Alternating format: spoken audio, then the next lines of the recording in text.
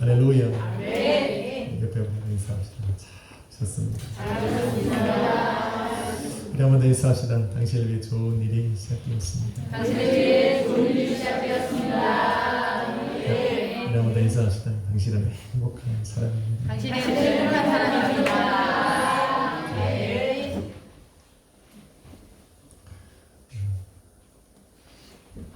목소리가 맑아요. 우리 교회도 좀 변화가 좀 필요합니다. 그래서 신선한 찬양을 들으니까 예배에 대한 소망이 막 살아납니다. 오늘 그런 복된 예배 저와 여러분이 나와 있음을 믿습니다. 제목을 한번 같이 읽습니다. 시작. 불을 땅에 던져 분쟁하게 하시러 오신 예수님. 아멘. 저와 여러분 읽은 본문은 사실 잘 설교를 하지 않는 내용입니다. 성경 66권 중에서도 설교하기 편한 또 좋은 성도들이 좋아하는 그런 성경 구절과 내용들이 좀 있습니다. 근데 오늘 읽은 이 내용들은 말씀을 잘 선포하지 않는 내용입니다. 그래서 고민도 저도 했습니다만 그래도 귀한 말씀 속에 많은 은혜가 있고 또 하나님께서 기록하신 의미가 있기 때문에 오늘 전합니다. 잘 들으셔야 됩니다. 잘 들으셔야 돼요.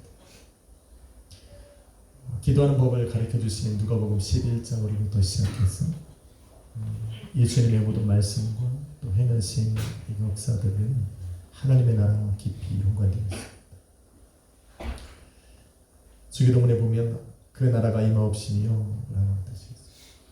그 나라가 임해야 되는 이유는 무엇이냐면 그 하나님의 나라에서 뜻하신 모든 일들이 이 땅 가운데 살아가는 그 자녀들의 삶 속에 이루어져야 하기 때문에 그렇습니다.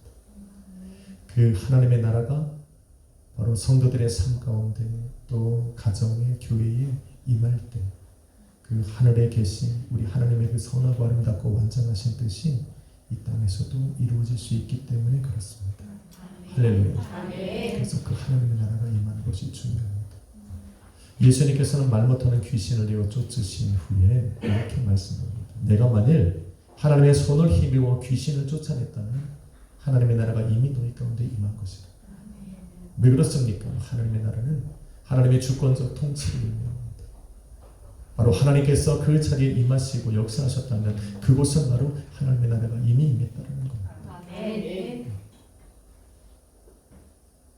바로 예수 그리스도를 통해 그 하나님의 나라가 실현되고 있음을 증거하고 계시는 겁니다.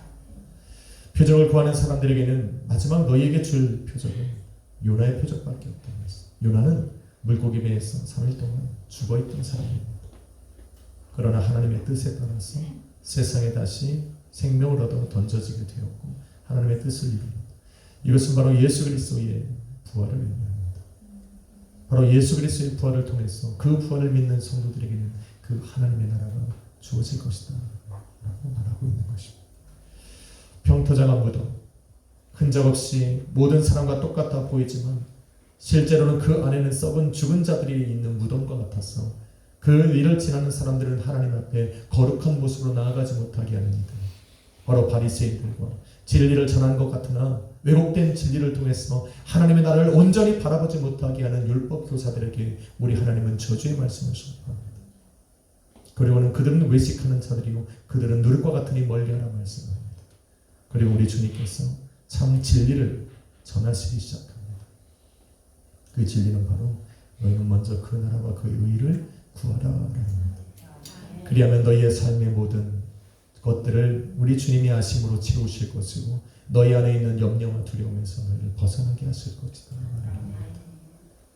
하나님의 나라는 있습니다.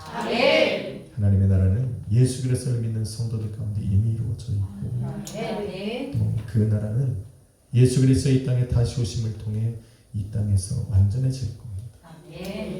우리는 믿어야 됩니다. 그 하나님의 나라가 없으면 우리는 여기서 이렇게 신앙생활을 얘기할 이유가 하나도 없어요.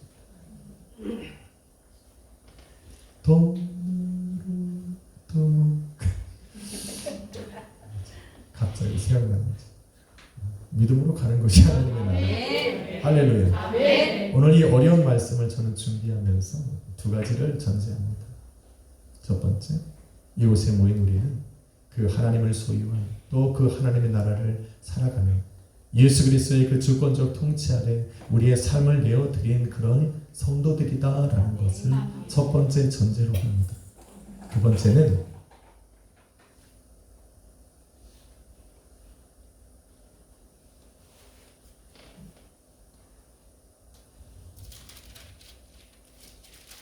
우리가 그 나라 안에서 살아가고 있다라는 거는 전제입니다.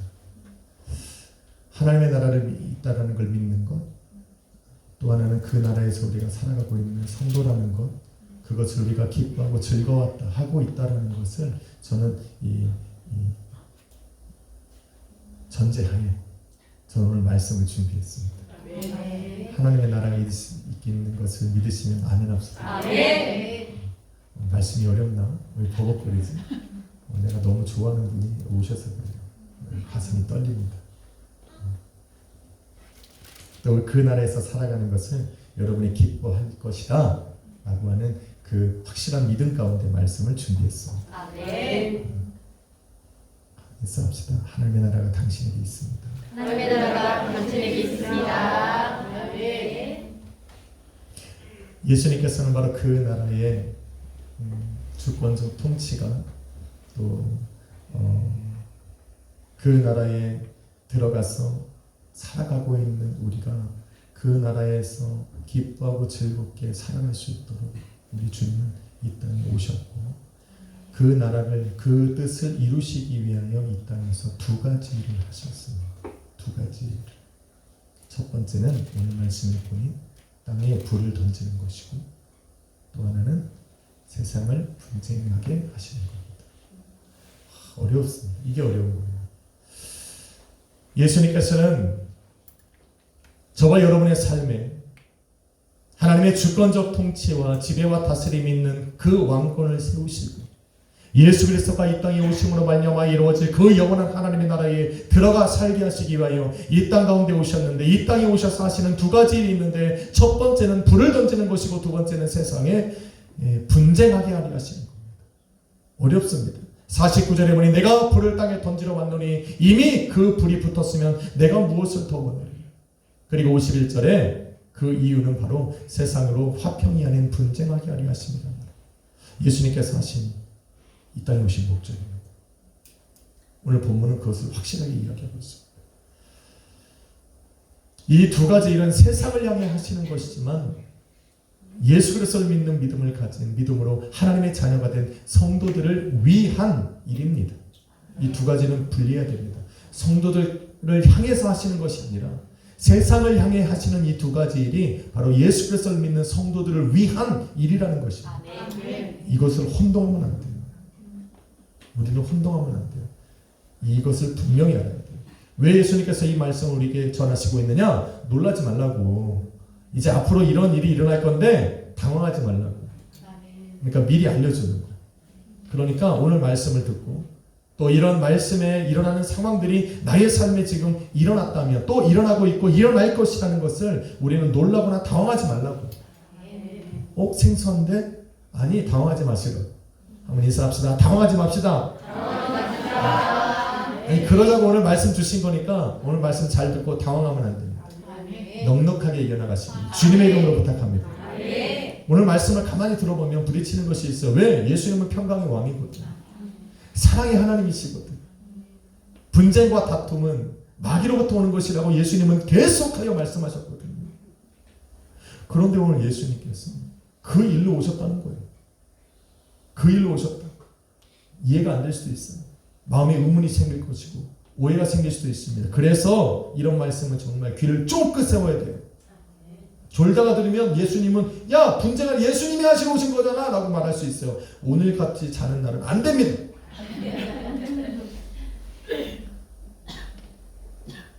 우범지역에 계신 우리 창근 형제님,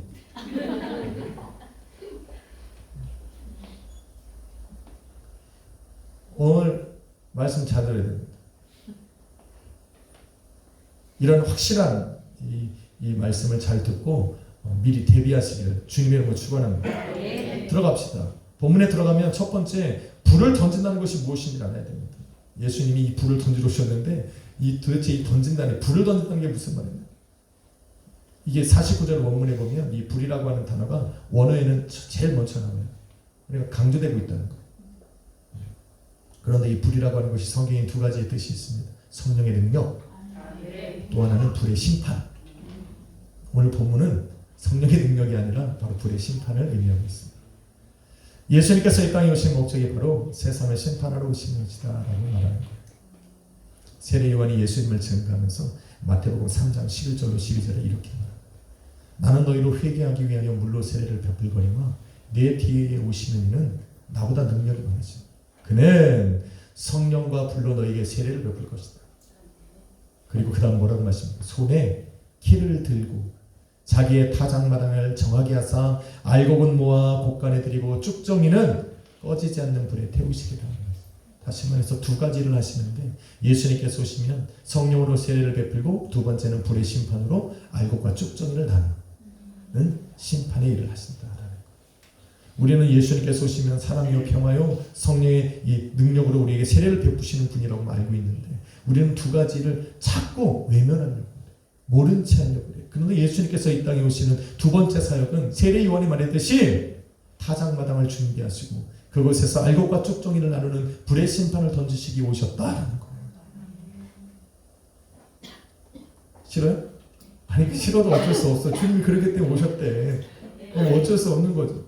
나도 심판과 저주를 선포하기 싫어. 근데 알아야 돼요. 예수님이 그것 때문에 오시는 거예요. 세례 요한은 예수 그리스도의 오심이 바로 알곡과 쭉정이를 나누시는 심판을 위해 오셨다는 것을 기억하라는 거예요. 예수님을 영접하고 믿는 사람들에게는 성령의 세례를 베풀어서 그 나라 그들의 삶에 하나님의 나라가 임하게 하는 것이고 예수 그리스도의 복음을 거부하고 받아들이지 않는 세상 가운데는 불의 심판을 던져서 알곡과 쭉정이를 나누듯이 그들의 삶에 분쟁을 일으키신다. 나누신다는 거예요. 하나님께서 사람들을 심판하시는 것을 기뻐한다고 생각하지 마세요. 그래서 예수 그리스도를 이 땅에 보내셨다 생각하지 마세요. 예수님은 끊임없이 당신이 창조하신 그 세상을 사랑하셨습니다.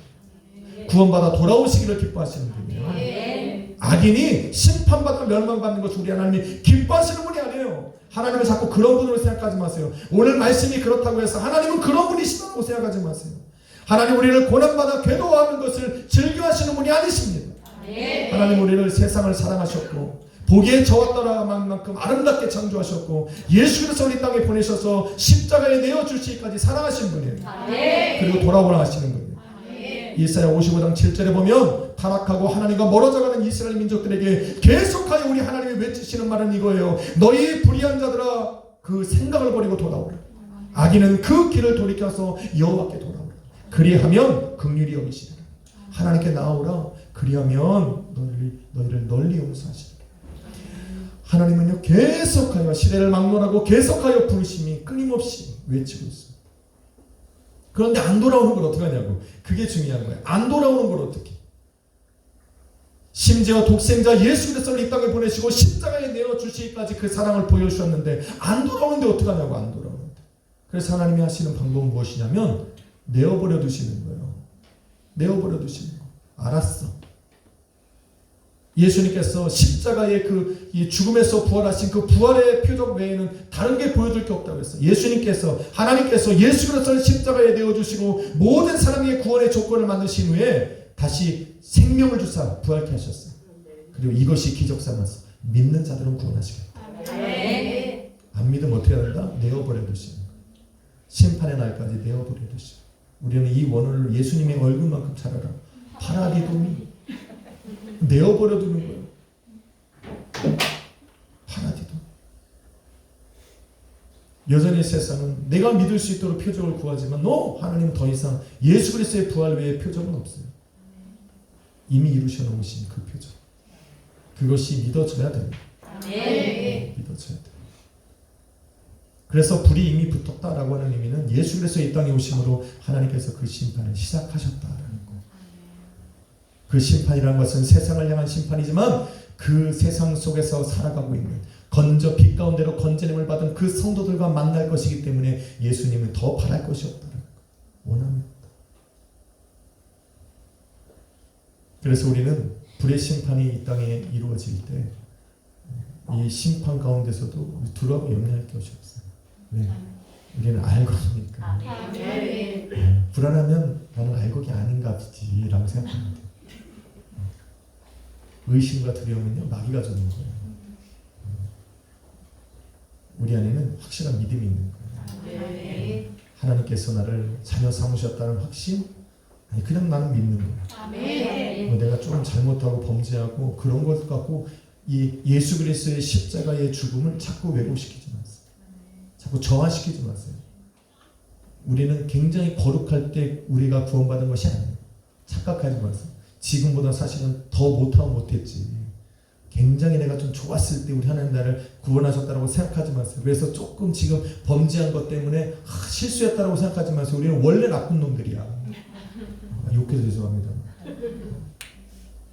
우리는 원래 나쁜 사람들이었어요. 지금하고 다르지 않다니까. 마치 지금 굉장히 거룩했다가 살짝 나빠진 것처럼 착각하는데 우리 예수님께서 우리를 건져내실 때 우린 지금보다 더 나빴어. 우리는 차라리 지금 믿음이라도 있지. 예수 그리스도를 처음 만날 때의 나의 모습은 지금보다 더 악해요. 그럼에도 불구하고 나를 부르셨다. 그러니까 나의 지금 살아가는 모습 때문에 자녀로 부르신 그 십자가의 사랑을 자꾸 왜곡시키지 마세요. 그러니 확신을 가지라. 내가 이 자리에 있는 것은 하나님의 자녀가 되었다는 증거지 하나님의 자녀가 되기 위해 나온 것이 아니라는 것을 기억하세요. 인사합시다. 당신 하나님의 자녀입니다. 그러니까 자녀를 위해서 준비되어진 그 심판을 왜 우리 자녀된 우리가 두려워하고 염려해야 되냐는 거예요. 우리는 세상이 아니라는 거예요. 두 번째는 예수님께서 받을 세례가 있다고 말씀하셨어요. 그 세례가 무엇인지 알아야 돼요. 예수는 이미 세례 요한에게 침례를 받으신 분이에요. 그렇다고 해서 오순절 마가 다락방에서 일어날 성령 세례를 의미하는 것은 아니에요. 왜? 예수님은 불과 성령으로 세례를 베푸시는 분이지 받으시는 분이 아니에요. 이미 성령으로 충만하신 분이고 삼위일체 하나님으로 성령과 함께 하시는 분이에요. 그러면 예수님께서 받을 세례란 무엇이냐? 바로 그것은 예수님께서 받으신 십자가의 고난과 죽음을 상징합니다. 마태복음 20장 22절은 바로 이 받으실 고난과 죽음을 고난과 죽음의 잔이라 표현합니다. 그런데 예수님께서 십자가의 고난과 죽음을 당하시기까지 그 마음이 답답하다고 말씀합니다. 심정을 토로하셨어요. 예수님께서 오신 목적이 고난과 십자가의 잔을 죽음의 잔을 마시는 거기 때문에 그렇다고 거부할 수는 없어요. 그런데 여전히 마음은 답답하신 거예요. 예수님께서 십자가에 올리셔서 고난당하시고 죽으셔야만 바로 알곡과 쭉종이를 나누는 기준이 생기거든. 양과 염소를 나누는 기준이 생기고 천국에 들어갈 의인과 지옥에 떨어질 죄인을 나누시는 기준이 생기시거든. 바로 그 십자가의 죽음이 우리로 믿음의 기준이 되었어. 믿는 자들은 양이고 알곡이고 하나님의 천국에 들어가는 의인이 되는가 하면 그렇지 않은 사람들이 되거든. 기준을 위해서 우리 예수님은 고난의 잔을 맞으셔야 하는데 그 일이 이루어지기까지 우리 예수님은 답답하다고 말씀하시고 왜 그러냐? 세상으로부터 받는 거부와 또 외면뿐만 아니라 당신이 지금 사랑하사 함께 하시는 제자들로부터 받아야 되는 부인과 저주와 외면이 있기 때문에 사람들로부터 오는 박해와 심판, 그런 판단들, 그런 거부감들이 우리 예수님으로 하여금 마음을 답답하게 심판당하 멸망의 길을 걸어가고 있는 저들 보고 우리 예수님 답답하시고 아니 뭐 예수님인데 그래 라고 말할 수 있지만 우리는 예수님의 한 면만 보면 안 돼요. 예수님은 완전한 하나님이신데 또 완전한 인간이신 거예요. 인간은 여전히 마음이 답답할 수 있고 괴로워할 수 있는 거예요. 예수님께서 제자들을 데리고 겟세마네 동산에 오르셨다 하신 기도는 바로 그 모습을 보여줘요. 뭐라 말씀하십니까? 아버지요, 만일 할 만하시거든 이 잔을 내게서 옮기시옵소서. 그러나 나의 원대로 마옵시고 아버지의 원대로 하옵소서. 예수님은 완전한 인간의 모습을 보이시고 또 신성적인 모습을 보이시는 거예요. 예수님은 아버지의 원함처럼 십자가로 구원받을 그 성도들을 기뻐하시는 거예요. 그래서 아버지의 원대로 하다. 그리고는 약속하셨어요. 무슨 약속을 합니까? 요한복음 1장 12절에 영접하는 자, 곧 그 이름을 믿는 자들에게는 하나님의 자녀가 되는 권세를 주시겠다. 왜? 그것이 내 온 목적이거든. 나를 믿어라. 무엇을 믿습니까? 예수 그리스도의 복음입니다. 예수 그리스도의 탄생과 죽음과 부활과 또 승천과 다시 오심까지, 이것이 바로 예수 그리스도의 세트의 복음이에요. 이 중에 하나만 믿고 하나는 안 믿으면 안 돼. 이 5가지가 다 믿어져야 되는 거예요.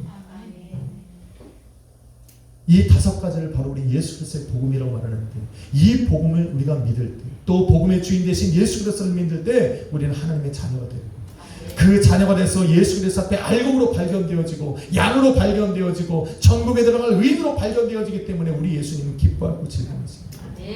자기의 고난은 아무것도 아니고, 예수님께서는 당신을 믿어 하나님의 자녀가 된 성도들에게 드디어 또 하나의 약속을 던지십니다. 뭡니까? 요한복음 14장 2절로 3절에 내 아버지 집에는 거할 곳이 많다.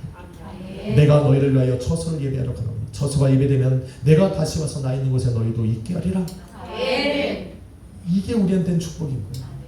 이게 우리 가운데 이 땅에 살아가는 날 동안에 우리가 어떤 모습으로 살던 우리로 하여금 힘과 용기를 갖게 하시는 말씀입니다. 그런데 이 좋은 약속을 기다리고 있는, 그 말씀을 붙들고 들어서 기뻐하고 있는 그들에게 예수님이 먼저 뭐라고 말씀하시냐면 너희는 마음에 근심하지 말라. 아니 소망된 약속이 우리 하나 있는데 왜 근심하지 말라. 하나님을 믿으니 또 나를 믿으라 말씀하신다.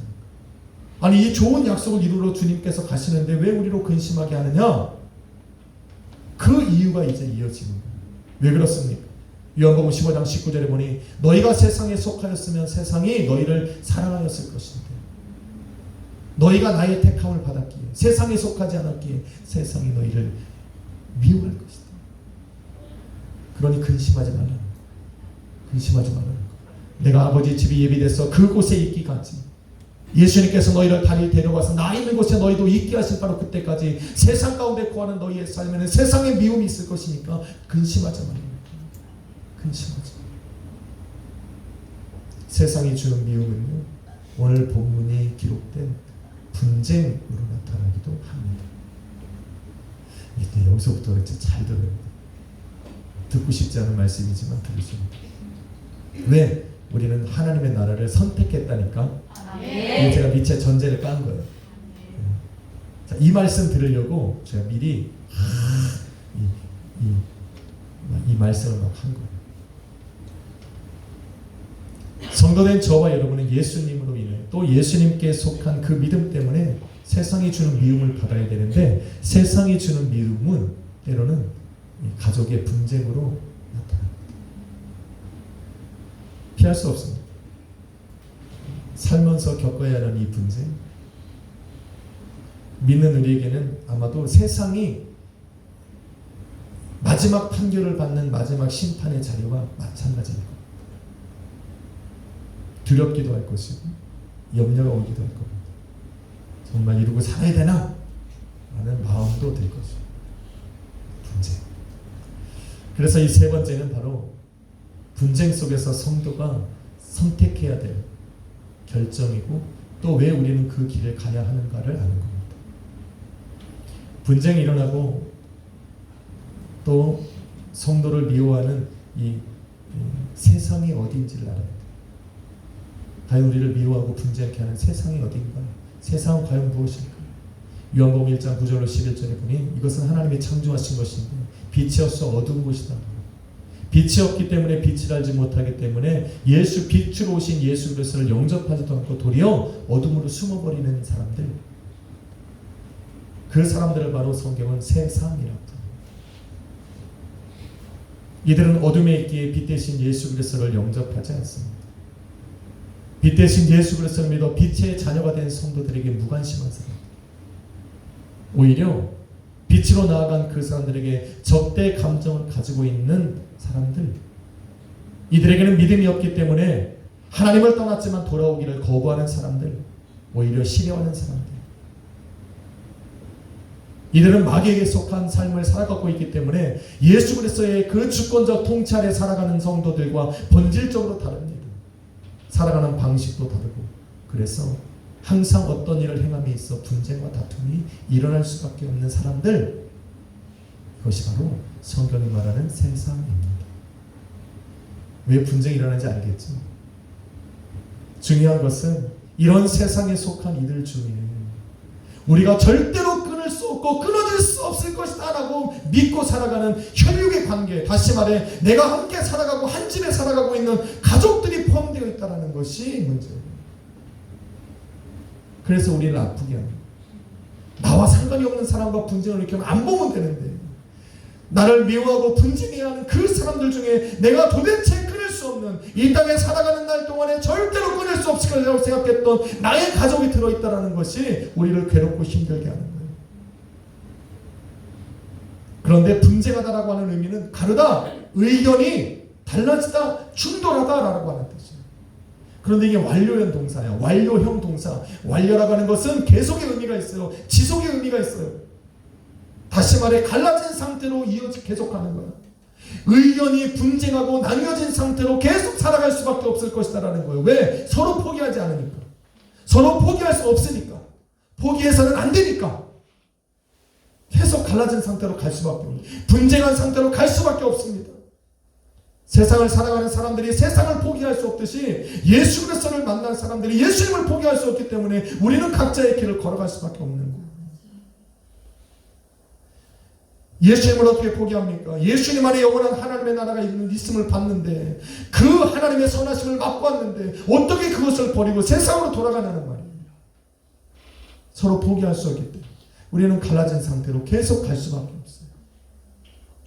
그렇게 갈라지면서 끌 수 없어 가다가 결국 마지막에까지, 마지막 심판대 앞에서는 우리가 갈라지고 싶어 갈라지는 것이 아니라 하나님이 가르친다니까. 그 갈라짐이 영원합니다. 지금보다 잘 들어야 돼요. 왜 우리는 이 힘들고 어렵고 고통스러운 이 분쟁 속에 내가 살아가야 되느냐를 여러분 기억해야 되고, 한 집안의 식구가 5명이라도 예수님을 영접하여 받아들인 사람이 있는가 하면 거부하는 사람들이 있을 수 있다는 거예요. 갈라지고 나뉘어 분쟁할 것이다. 어느 편에 서야 할지 우리는 분명한 선택이 필요한 것인데,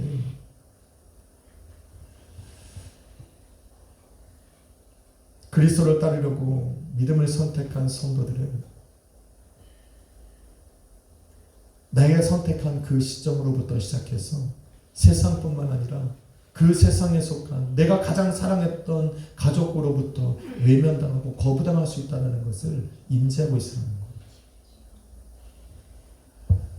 세상에서 맺은 모든 사랑의 전부를 포기해야 할 수도 있다는 것을 우리는 미리 알라는 거예요. 아유, 잘못 믿었네. 내가 이렇게 생각할까 미리 얘기했잖아. 2가지를. 우리는 하나님의 나라가 어떤 곳인지를 알고 우리는 그 나라를 소유했고 그 나라를 살아가고 있는 성도라고 하는 전제하에 난 얘기를 시작한 거예요. 지금 여러분 마음에 막 금인되고 후회가 된다면 우리는 아직 그 나라의 문을 못 열고 있는 거야. 한번 인사합시다. 당신 하나님의 안에 있습니다. 하나님의 나라 안에 있습니다. 우리 예수님의 통찰에 있다니까. 지금 고민할 단계가 아니라고 지금 얘기하는 거예요. 여러분은 이미 선택했다니까. 어디를? 하나님의 나라를. 예수를 선택했고 믿음을 선택했고 하나님의 사랑을 선택한 거예요. 분쟁 가운데 있을지라도 나는 분쟁과 있는 그걸로 인해서 오히려 나는 하나님 앞에 알곡기 자리에 서 있는 거라는 거예요. 무슨 갈등을 해요. 뭘 선택할까? 우리 선택한 거라고.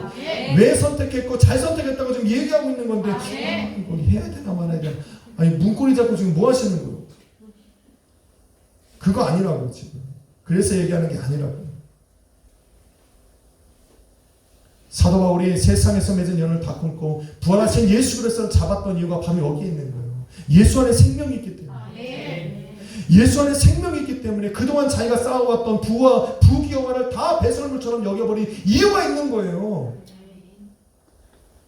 예수 안에 있는 것이 아름답기 때문에.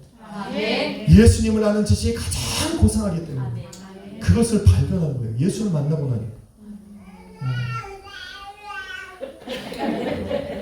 저 아멘을 연거푸 3번 한 거예요 지금. 시은이도 아는 거를. 우리는 고민하면 안 되지. 할렐루야. 하늘에 속한 자녀, 예수 그리스도를 통해서 이미 하나님의 자녀가 된 우리가 어떻게 예수를 포기합니까? 그 하나님의 나라를 우리가 어떻게 포기합니까? 비록 이 짧은 세상, 강건하면 80이라고 하는 이 80 살아가는 세상 속에 잠시 내가 믿음을 통해 예수 그리스도 때문에 분재하고 나누어진 이 삶을 우리는 어떻게 포기하겠냐라는 거예요. 그럴 수 없다 지금 말하고 있는 거예요. 예수님. 우리가 요즘에 사랑에 관해 나누잖아요. 하나님의 사랑은 세상에 존재하는 모든 사랑의 시작이고 과정이고 끝이라고 얘기했어요. 그래서 세상의 그 어떤 사랑의 이유를 삼아서 하나님의 사랑에서 벗어날 수 없다고 얘기한 거예요. 그 세상 하나님의 사랑에서 끊어지면 세상에서 맺은 그 모든 사랑은 그것이 가족의 사랑이든 친구의 사랑이든 이 남녀간의 사랑이든 변질되고 왜곡되고 끊어질 것이라고 지금 제가 얘기했잖아요.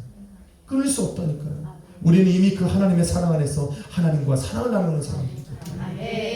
그런데 우리가 그 사랑을 어떻게 포기합니까? 이것이 바로 분쟁 중에 성도가 선택하고 나아가야 될 길이에요. 그래서 말씀을 준비하며 그런 생각이 들었어요. 와, 온 가족이 예수 안에 살아가는 사람들은 정말 행복하고 돈이만 행복한 것이 아니라 건강해서 행복한 것이 아니라 온 가족이 예수 안에 있는 것이 가장 큰 행복이다. 왜 말씀이 그걸 얘기하는지를 알겠더라고요. 그래서 부모, 엄마, 아빠가 예수 믿는 건 감사해야 돼요. 진짜 감사해야 돼요. 나로 하여금 세상에 말하는 이 우상을 섬기는 것에 나로 범죄하지 않게 하는 우리 부모님에게 감사해야 돼요. 그 하나님의 가족, 사랑이라고 하는 그 안에 내가 들어가게 있게 하신 그 부모님에 감사해야 돼요. 또 그것에 잘 따라와 하나님의 자녀로 살아가주는 우리 자녀들에게 우리 부모는 고마워야 돼요. 할렐루야. 여러분은 복된 거예요. 사랑하는 성도 여러분, 마귀가 다스리는 세상에서 하나님의 그 주권적 통치 아래 들어가기로 결단한 것만으로도 이미 우리는 세상의 분쟁을 선포한 거예요. 나는 너희를 따라가지 않겠다라고 하는 이 강력한 선포예요. 세상은 이런 우리를 미워할 수밖에 없죠. 미워할 수밖에 없죠. 그래서 끊을 수 없는 가족의 분쟁으로 우리를 계속하여 놓지 않으려 하지만 우리는 그럴 수 없습니다.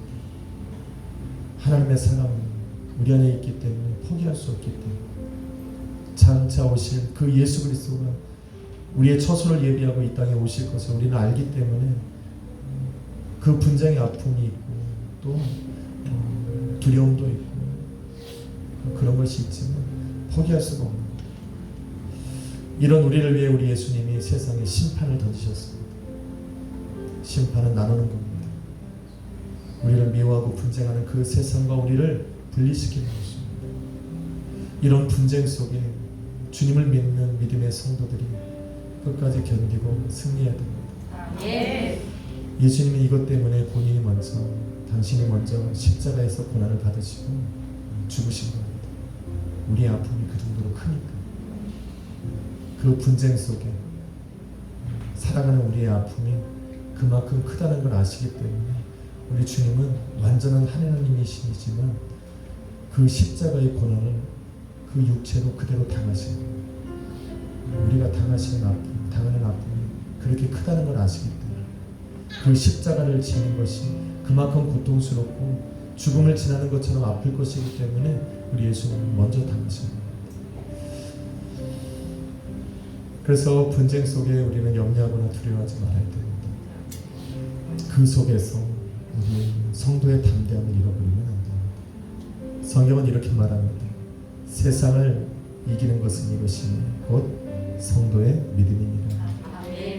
그런데 이 믿음이 우리로 단순하게 분쟁 속에 견디고 인내하게만 하는 것은 아닙니다. 이 믿음이 우리 안에서 힘을 내기 시작합니다. 분쟁 속에 나를 미워하는 세상을 향하여 우리로 빛이 되라 말을 합니다. 세상 속에 있던 나를 빛 가운데로 불러내신 예수가 예수님이 행하셨던 그 희생을 우리로 하라고 말합니다. 이게 믿음이에요. 그냥 분쟁하면 난 있으면 되는 줄 알았는데 이 믿음을 우리에게 주셨는데 이 믿음이 우리로 일하게 하더라고요. 나를 미워하는 이들을 향해 오히려 사랑을 베풀라 말하고 원수를 사랑하라 말하고 그들에게 너희가 빛이 되라 말하고 소금이 되란 말을 하더라고요. 그래서 나를 분쟁하고 나를 미워하고 시기하고 외면하고 거부하는 그 세상을 향하여 예수 그리스도의 복음을 전하라고 이야기를 하더라고요. 우리에게는 이 믿음이 있는 거예요. 우리는 분쟁 속에 방관하는 자들이 아닙니다. 우리를 미워하고 외면하고 거부하고 다투고자 하는 그들을 향해서 우리는 복음을 주는 사람들이에요. 믿음이 있습니다. 우리는 그래서 나의 사랑하는 가족을 포기할 수 없는 사람들이에요. 한 주간 여러분 아마 이런 믿음이 여러분의 안에서 울릴 것을 들게 될 것입니다. 그래서 한 번쯤 전할 기회를 달라고 기도할 것이고, 다시 오실 우리 주님, 마지막에 있을 그 마지막 심판이 열리기 전에 나의 가족에게 그 빛의 복음을 한 번이라도 더 전하고 싶은 마음이 일어날 겁니다. 우리는 그 믿음의 소리를 들어야 됩니다. 그렇게 나아갈 때 성령이 도우실 거예요. 할렐루야. 그렇게 한 주를 한번 살아가 봅시다. 염려하지 말고 두려워하지 말고 우리 믿음이 원하는 대로 이끄시는 대로 힘을 내어서 주님을 따라가는 복된 한 주가 되시길 주님의 이름으로 축원합니다. 기도하겠습니다. 거룩하신 아버지, 세상에 던지신 그 심판의 불이 이제 우리가 알고 되었으면 증명해 보입니다. 그러나 주님, 가족과 분쟁하는 것이 우리에게 아픔일 수 있고 고통일 수 있고 괴로움일 수 있습니다. 그래서 아버지, 우리에게 믿음을 주셨습니다. 우리로 함께 복된 길을 가족들과 함께 걸어가는 것, 믿음이 우리를 재촉합니다. 우리를 부추깁니다. 그 믿음을 따라 우리 걸어가려고 합니다. 때로는 세상으로 겪는 이러한 분쟁들이 우리의 삶의 불행으로 여겨질 때가 있고, 때로는 험하고 먼 길로 여겨질 수도 있지만, 이 모든 길을 주님께 내어 맡기고 우리를 인도하시는 주님을 따라 오늘도 믿음의 한 걸음을 띄워보려 합니다. 우리 가족들을 하나님 내어버려 두지 마시고, 우리의 입술 열어 복음이 증거될 때 그 마음에 감동을 주사 예수에게로 돌아오게 하여 주옵소서. 그러므로 영원한 하나님의 나라가 그들에게도 임하고 장차 임할 그 하나님의 나라에서 영원히 함께 살아갈 수 있도록 복의 복을 더하여 주옵소서. 주님께 감사드리며 예수님의 이름으로 기도했습니다. 찬양 하나 드려보려 합니다. 여러분의 그 마음을 주님께 드리려고 합니다. 내일 일은 난 몰라요. 하루하루 살아요. 불행이 나요 외가로 내 뜻대로 못해요. 험한 길 가고 가도 끝을 놓고 보내요. 주님 예수 발레미사 내 손 잡아주소서. 내